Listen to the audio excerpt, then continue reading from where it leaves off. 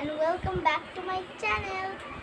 তো বন্ধুরা, আজকে আমরা আমাদের পঞ্চম শ্রেণীর পাঠ্য বই থেকে ভগ্নাংশ যে অধ্যায়টা আছে সেখান থেকে আমরা ভগ্নাংশের বিষয়ে কিছু ভগ্নাংশের সংজ্ঞা এবং টুকিটাকি কিছু শিখব। প্রত্যেক বছরই পরীক্ষার সময় দেখা যায় যে এই অধ্যায় থেকে কিছু না কিছু আসেই প্রশ্ন। তো চলো দেখা যাক। তো প্রথমে আমাদের জানতে হবে যে ভগ্নাংশের সংজ্ঞাটা কি। ভগ্নাংশের সংজ্ঞা হলো কোনো বস্তু বা পরিমাণের অংশ নির্দেশ করতে যে সংখ্যা ব্যবহৃত হয় তাকে ভগ্নাংশ বলে। ভগ্নাংশ সাধারণত 3 প্রকার হয়, যথা প্রকৃত ভগ্নাংশ।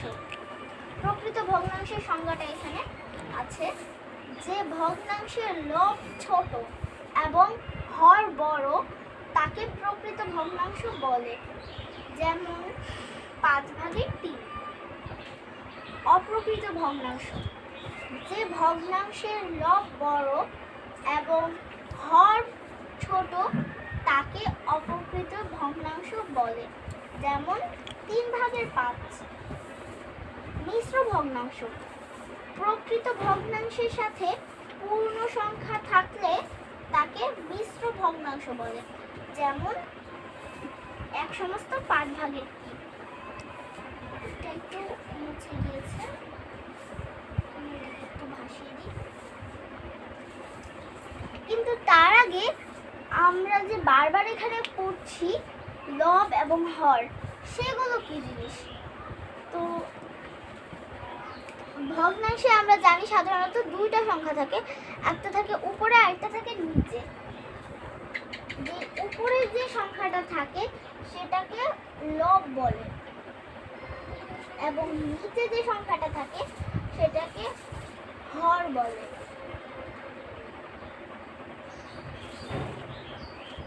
তো এখন যেমন এখানে লব যদি হয় 3, হর 5, এরকমই।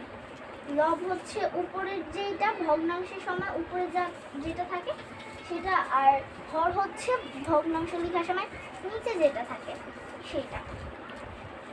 তো এগুলো কিন্তু আমাদের জন্য খুবই ইম্পর্টেন্ট। এখান থেকে 2-1টা প্রশ্ন প্রায় সময় পরীক্ষায় আসে। তো বন্ধুরা, তোমরা এটা বাসায় শিখে নিও।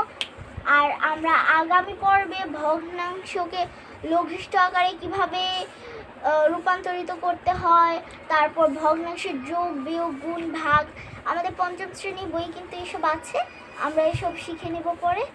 তো বাই বাই, আসসালামু আলাইকুম।